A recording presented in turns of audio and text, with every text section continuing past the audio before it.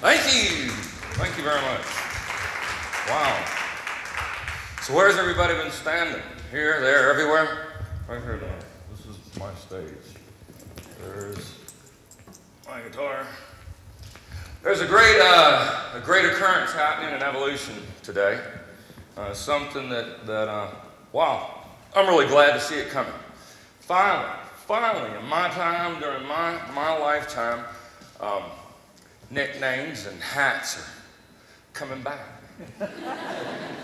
Hello, my name is Big Kenny, and this is my hat. Yeah.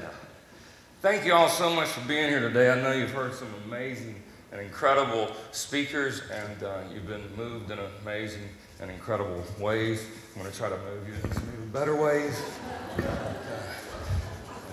Getting things started off, get me in the right frame of mind, like I'm at a show or something. Because I tried this speech thing the other night. It took me an hour and a half. They told me this was only, whoa! They told me this was only an 18-minute gig here. And since, watch them out. They'll like it. Take them home to your kids. Yeah. Since it's an 18-minute gig, I had to do a little work. So I rushed home today from last evening being with the Boys and Girls Clubs of Florida, where they have an amazing program going on there. And I made myself some notes on what I thought were the high points of what I should touch on. I'm a 7th generation farm boy, a rock and roll farm boy, from Culpeper, Virginia. The house I was raised in was built before the Revolutionary War. It was used as a hospital during the Civil War. I'm proud to say that my father still runs the farm there. He had his 81st birthday 2 days ago. Big hand for my dad.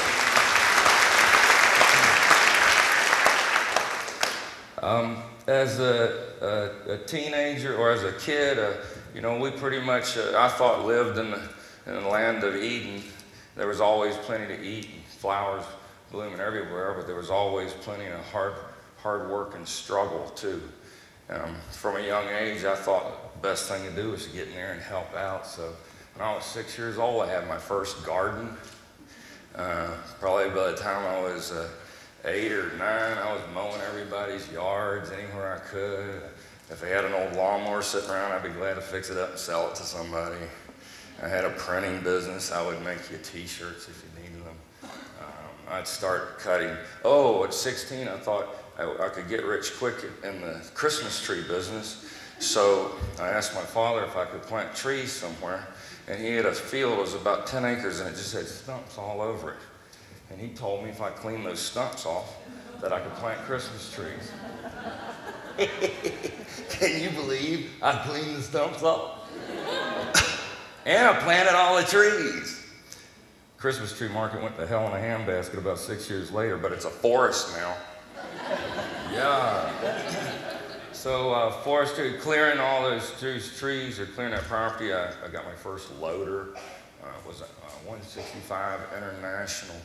I had my first tractor trailer. I was running a road tractor, 18 wheels rolling, 16 gears of shift in. By the time I was 18, had about 12 guys working for me before I got out of high school. We were cutting firewood, clearing land, logging, doing ridiculous stuff that no teenagers should do. It's too dangerous. But I did it anyway because I thought that was the way to my future and the way to my great successes. By the time I was 25, I had about 50 employees, primarily working in the construction and land development business while continuing to work and operate the farm with my father. I guess in my late 20s, that's about the late 80s, and the first major financial crisis and meltdown of my lifetime happened when some ding-dong in the savings and loan business decided that he would start cheating people. And I don't know any simpler way to put it, but a curse swept across the United States from the West Coast to the East Coast, and it just shut down banks. And being that I was in a business that was primarily driven by those financial institutions, well, within 3 months, I went from 75 employees to 1, me and one other guy. That was about, I don't know, maybe the half-dozenth time I'd been broke already.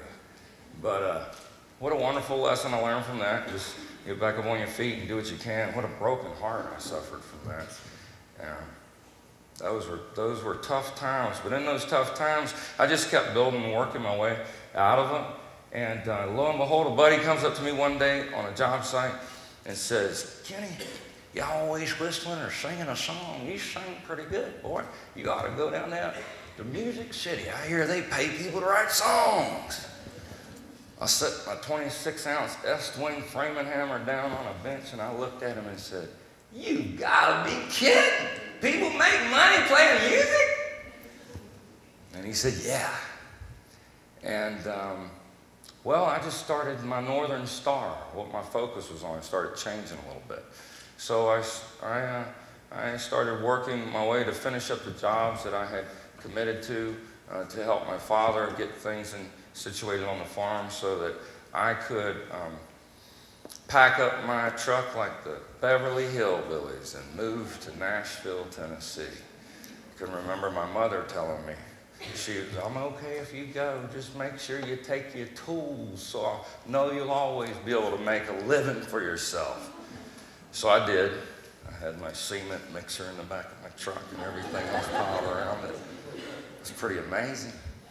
Got here, within a year, I guess I'd hardly even finished up one job with that cement mixer, and somebody offered me a writing gig. I was going to get paid to write songs. What a crazy thought. No one ever told me that in school. So that's a note to the side there. Make sure everybody tells your kids you can make a living being a creator of some sort, even when it comes to music. So that was 1994.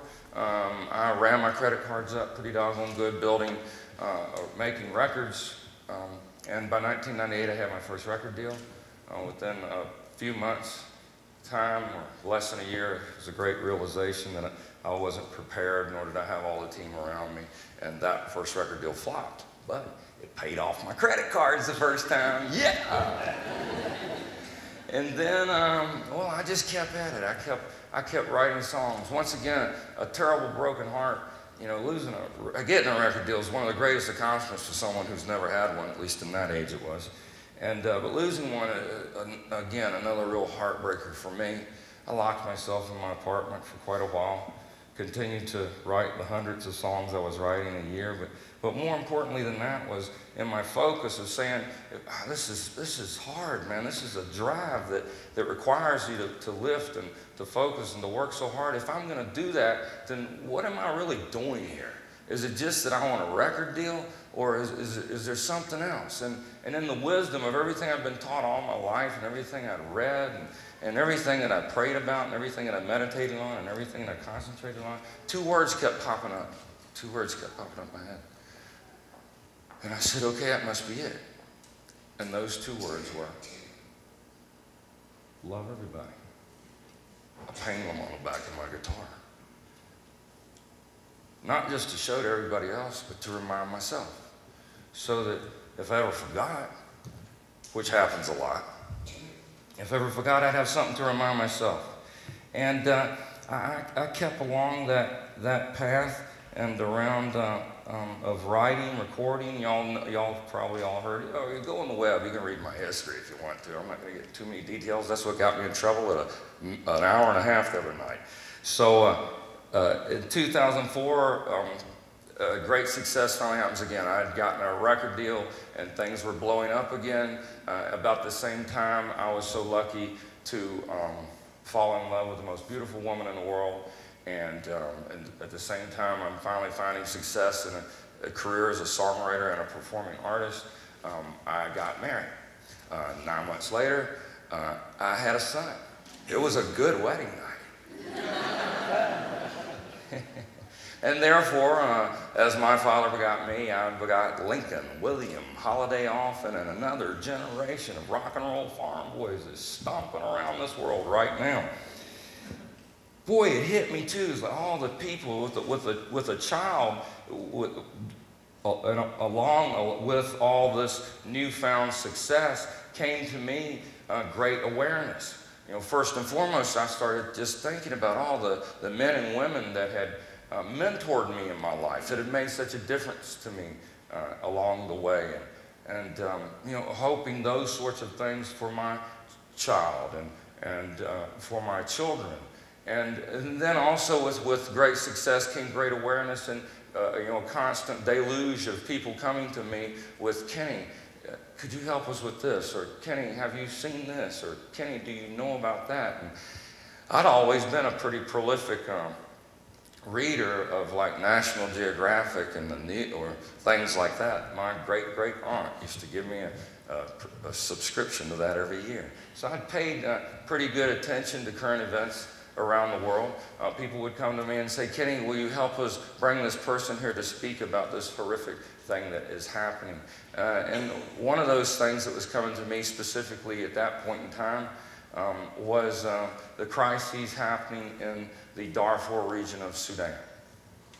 So I would be out now playing in front of 50,000 people a few days in a row, or out on the road touring from venue to venue to venue, and then I would come home to have lunch with a fellow that would show me pictures of young ladies who had been shackled, bound together, gang raped, and burned alive, of little babies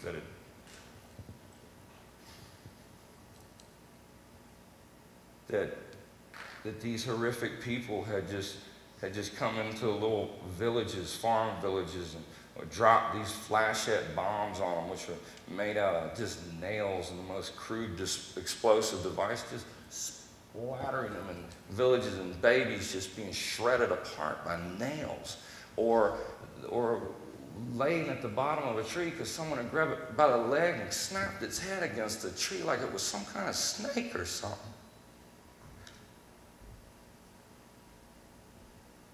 I'm thinking to myself, what's going on? I had no idea. Does this really still exist in the world?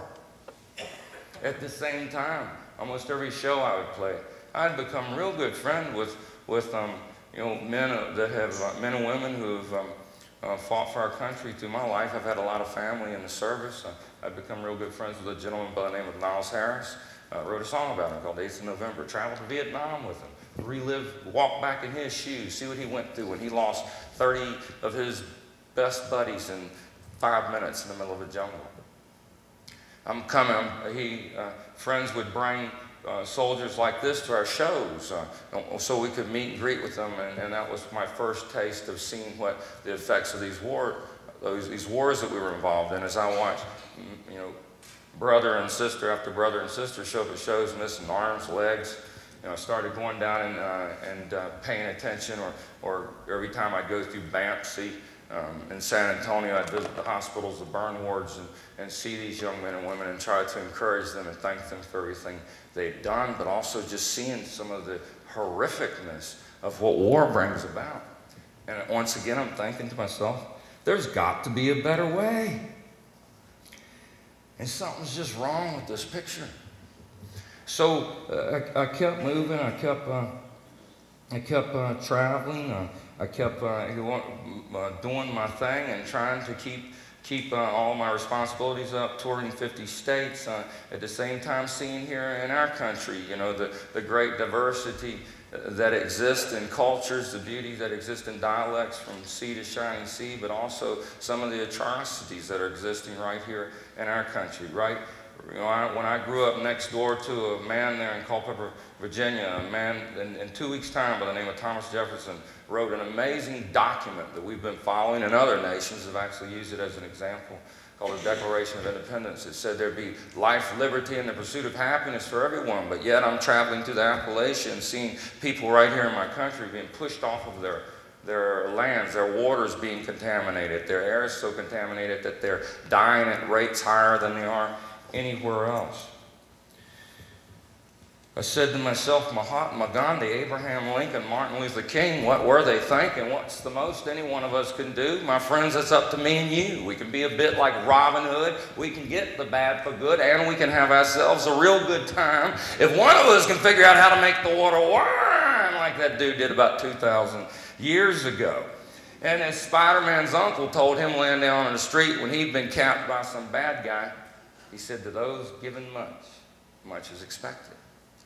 So in my much is expected, I'm like, well, I've seen this horrific stuff happening over there in the middle of Sudan. And I met these nuns that said they'd met this lady that had fought in the wars forever and that she had a dream of starting a school.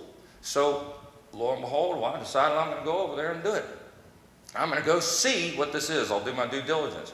Well, nothing around me really wanted me to move into a situation like that. Again, my career is blowing up. I'm touring. It's making money for everyone. The last thing they want is for Kenny to hop on a plane and go halfway around the world into a war zone. But I did it anyway. And I was moved beyond belief.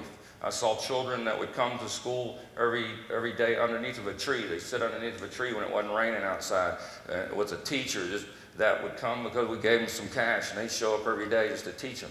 From that, and in the midst of watching how many times 25 cents could save some kid's life that was suffering from, whether it be malaria and they just needed an antibiotic, or cholera and they just needed a 25-cent bag of an IV, I realized, whoa, man, if this was my children, if that was my child, and that's how simple it would be to save a life, less more to give them an opportunity of education.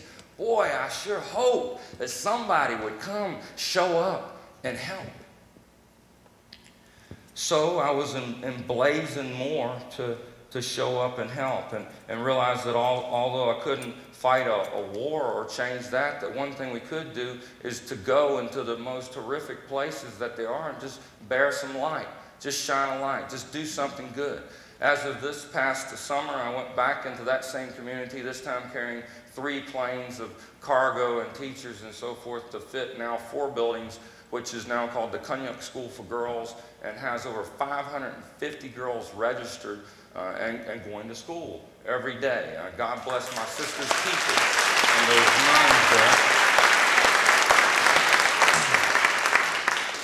I'm going to regress a little bit here, but about 2002, I was riding home from a gig one night before that, and going through an intersection, a car ran a red light. A drunk driver slammed into me. Spun a truck around the road 3 times, and it snapped my neck. At that point in time, I guess that was one of the other realizations to me that made me feel like that maybe I was just the walking dead anyway. You know, if my time was going to come, it was going to come.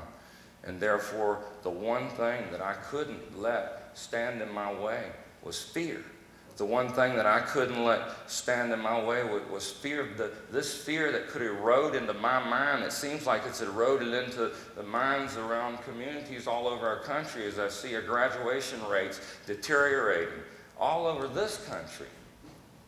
Less more to go into areas like Haiti, where we see such great oppressions and so forth still going on. The realization is that the great war to be fought, the great wars that are being fought right now are not just in Afghanistan, not in Iran, not in Pakistan, not all these places where we're sending our iron swords. The great war to be fought is right here in our own minds. The great war to be fought is to not let that fear, the great oppressor of the mind, to contaminate us, to contaminate my mind, to take away from me the belief that was instilled in me from the time I was a kid that I can do anything I believe in.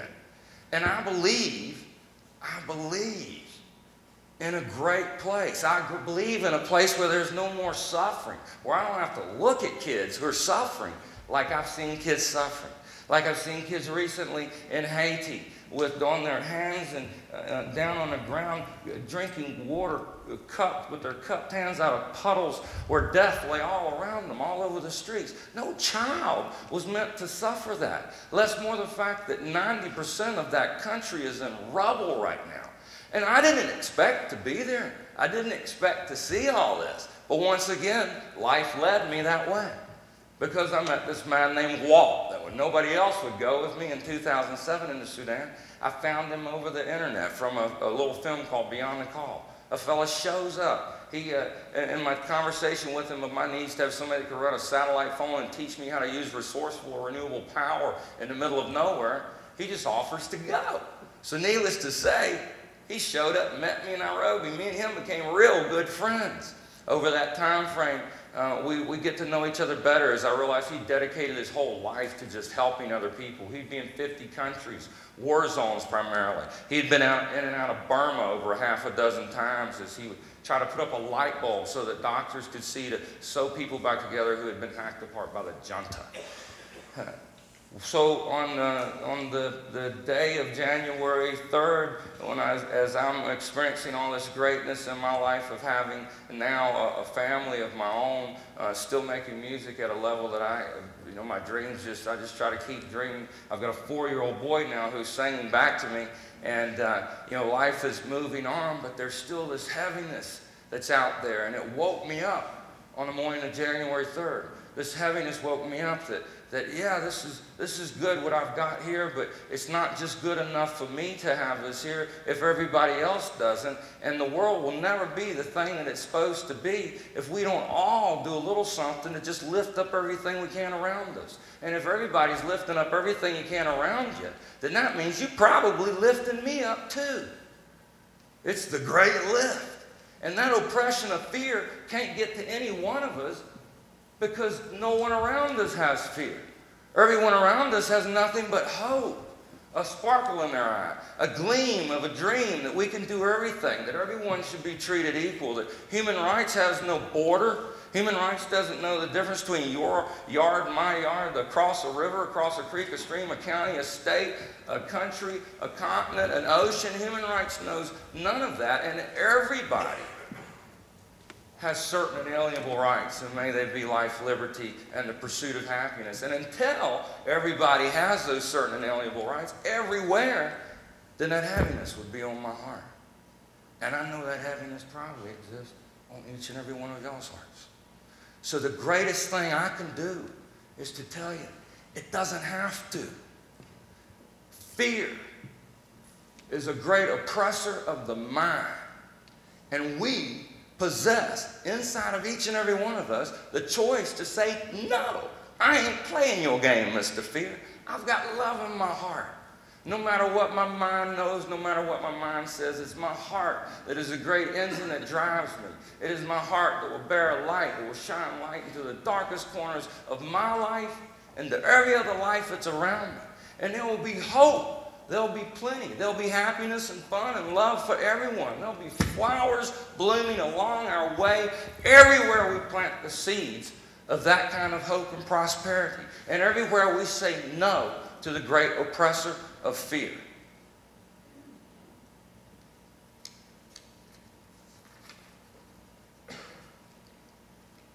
I will now move forward as I've been given the time to shut it off. And I will say what I do and what I say will stay with me my dying day. I cannot stop. I cannot change. I've waited, prayed, almost insane. And now upon the beams of light, I walk across the dark of night. I found the key and locked the door. Now help yourself, because there is more. And time's the man that changed the mind and ready for this rocket ride. Miles of space and colors of blue through no fears, like years of new, turquoise and laughing and tears of joy, lights of love we must employ. The edge is soft, can come undone. The rhythm's right, the world is one. One love. Love everybody. Highlight the good.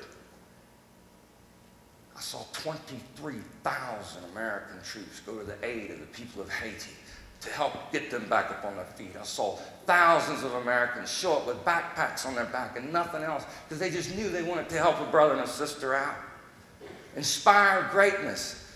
Don't ever be afraid to tell a kid, man, you can make a living writing songs.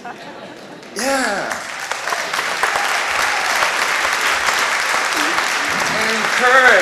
And encourage mutual responsibility for the betterment of humankind. Continue the conversation. Don't be afraid to talk to anyone about what's on your heart. Don't be afraid to talk in your neighborhoods, in your communities, and with your friends anywhere. As my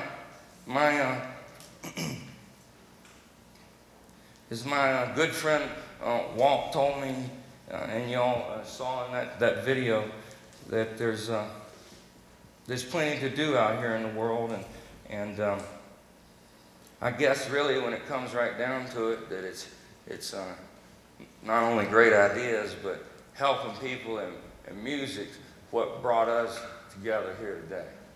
And I'm really thankful to be here. I'm glad you're all here. And y'all take care of yourselves, because the world needs you a lot.